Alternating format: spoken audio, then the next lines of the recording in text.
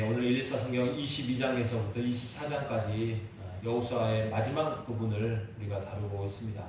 이 부분은 그 신명기의 말씀처럼 고별 설교의 일부입니다. 신명기가 모세의 고별 설교의 긴 장이라고 한다면 그것을 압축하고 아주 중요하게 했던 부분이 23장과 24장의 고별 설교의 여호수아의 고별 설교를 지금 말씀하고 있는데요.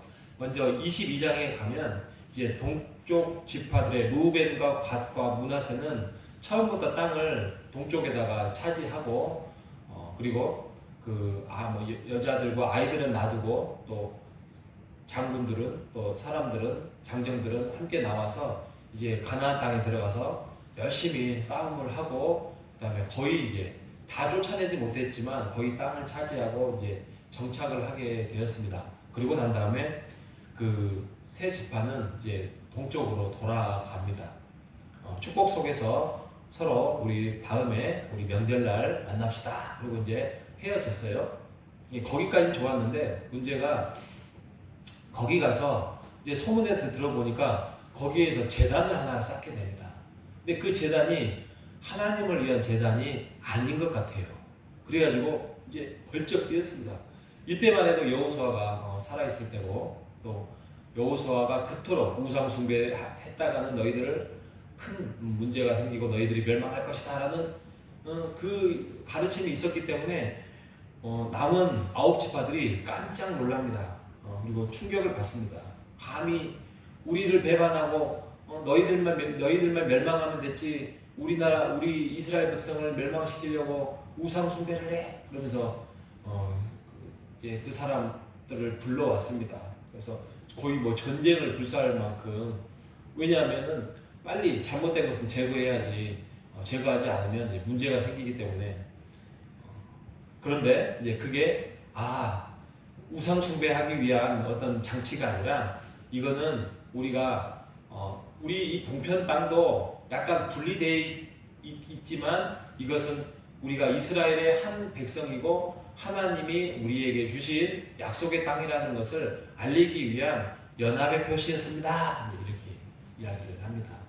그래서 그들과 함께 그것들 오해를 풀고 다시 한번 언약을 맺고 하나님이 우리 동편에 있는 땅의 세 지파와 또 9지파가 함께하고 다스린다라는 그 약속을 하고 돌아옵니다. 저는 이 말씀을 늘 접하면서 늘 무슨 생각을 하냐면 인간사도 똑같습니다. 인간사도 보면 우리가 뭐 사람 관계가 꼬이고 힘들고 막 그러는데 우리는 보통 그거에 대해서 사람을 만나기 불편하면은 대부분이 기도합니다. 하나님 저 사람과 화해할 수 있도록 도와주십시오. 그렇게 말씀을 합니다. 근데 그 하기 전에 먼저 그 사람과의 관계의 그 꼬인 문제를 해결해야 됩니다. 만나든지 좀 낮은 마음으로 사과를 하든지 또 그거에 대해서 오해를 풀든지 그러면 한 80%는 풀립니다. 인생의 80%는 대부분 풀립니다. 아주 몰집각한 이상한 상대자가 아니라면 내가 정성을 다해서 마음을 다해서 낮은 마음으로 하면 풀립니다. 그런데 또 살다 보면 20%는 풀리지 않습니다. 그거는 기도의 영역이다. 기도의 영역.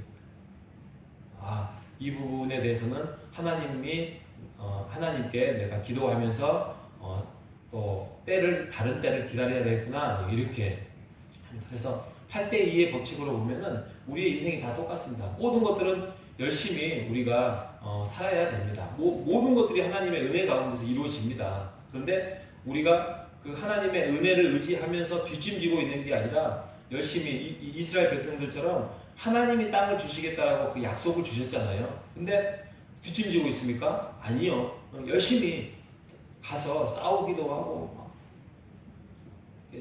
전쟁을 하고 그래야 그 땅을 차지하지 않겠습니까? 그래서 그 땅을 차지한 것처럼 우리가 어떤 사람들과의 관계 안에서 열심히 관계 안에서 서로 풀고 또 매듭짓고 또 이해하고 용서하고 이렇게 하는데 나머지 20%는 기도의 영역이다. 이 말씀을 믿고 늘 우리와 함께 하시는 하나님 하지만 우리가 뒤짐지지 아니하고 우리가 주의 말씀으로 최선을 다해서 열심을 품고 그 문제를 해결하기 위해서 주의 뜻 가운데서 늘 달려가시는 우리 모두가 되시기를 바랍니다. 자, 23장 이제 110세가 되었습니다. 이제 여호수아가 마지막 말로 작별 인사를 하면서 새로운 삶에 대해서 말씀을 하고 있는데, 이거는 새로운 삶의 이야기가 아닙니다. 아까 말씀드렸던 모세 때나 또 여호수아 때나 똑같이 말씀을 이야기를 하고 있습니다. 오늘 말씀처럼 23장 6절에 보면 모세의 율법에 기록된 대로 다 지켜 행하라, 좌로 우로나 치우치지 말라라고 이야기를 하고 있습니다. 8절에 오직 너희의 하나님 여호와께 가까이 하기 오늘까지 행하는 것 같이 변함없이 하라. 그리고 11절에 그러므로 스스로 조심하여 너희의 하나님 여호와를 사랑하라. 그리고 그들과 함께 혼인하지 말라. 혼인했다가는 어떤 일이 벌어지냐면 그들과 함께 그들이 몸만 오는 게 아니라 우상을 가지고 오죠. 그래서 올무가 되고 덫이 되고 채찍이 되고 너희 가시가 되어서 너희를 멸할 것이다. 이게 우리는 알고 있지만 사사기에 똑같이 진행되고 맙니다. 14절에 보면은 하나님의 말씀이 하나도 틀리지 아니하고 하나님의 말씀 속에는 선한 말씀도 있고 불길한 말씀이 있다. 그러니까 하나님을 쫓고 하나님을 사랑하면 하나님께서 옳은 길로 너희를 인도할 것이지만 너희가 우상을 쫓고 그러면 너희에게 하나님께서 채찍을 넣을 것이다. 그래서 맨 마지막 말씀 16절 언약을 범하고 가서 너희의 다른 신을 섬겨 그들에게 절하면 하나님의 진노가 우리에게, 그들에게, 우리에게, 우리 가정에게 임할 것이다. 그리고 망할 것이다. 라고 이야기를 하고 있습니다. 이 말씀을 보면 참 우리도 나중에 살다가 이 땅을 마무리를 할 때 우리의 유언이 될 수 있습니다. 아니, 유언이 돼야 됩니다. 돈도 많이 벌고 또 가족들과 형제들과 착하게 지내고 또 이웃들과 잘 베풀면서 살아가야 된다. 이거보다 더 중요한 것은 언약의 하나님의 말씀이 우리의 가정을 살렸고 또 우리를 붙들어 주실 것이다. 너희가 하나님을 버리면 그 하나님이 너희와 함께 하지 않을 것이다. 라는 그 유언의 언약의 말씀을 우리가 늘 마음속에 기억을 해야 됩니다.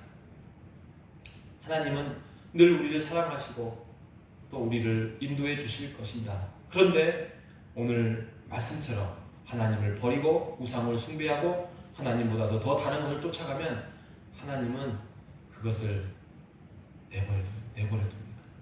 왜요? 깨달으라고. 그러면서 험한 힘든 삶이 시작되겠죠. 사사기의 그 모습이 우리는 알고 있어서 알 것입니다. 그리고 여호수아의 말씀이 마치면 내일부터 또 사사기가 되면서 이 여호수아의 말씀을 한번 기억해 보시기 바랍니다. 과연 우리에게도 똑같이 주어져 있습니다. 어떤 것보다도 행복을 가져올 수 있는 것은 다른 거 없습니다. 진정한 행복은 하나님을 향한 제사와 예배와 감사입니다. 그 감사와 제사와 예배를 통하여서 진정한 행복이 시작될 수 있다는 사실을 우리가 다시 한번 믿고 하나님을 찾고 믿으며 쫓아가는 우리 모두가 되시기를 주님의 이름으로 축원드리겠습니다. 하나님 아버지 감사합니다.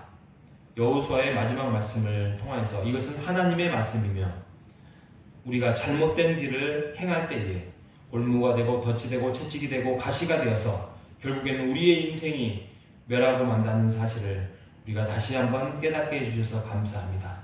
오직 여호와 하나님만을 가까이하며 말씀을 가까이하며 언약을 신실히 지키는 우리가 될 수 있도록 인도하여 주옵소서. 살아계신 예수님의 이름으로 기도합니다.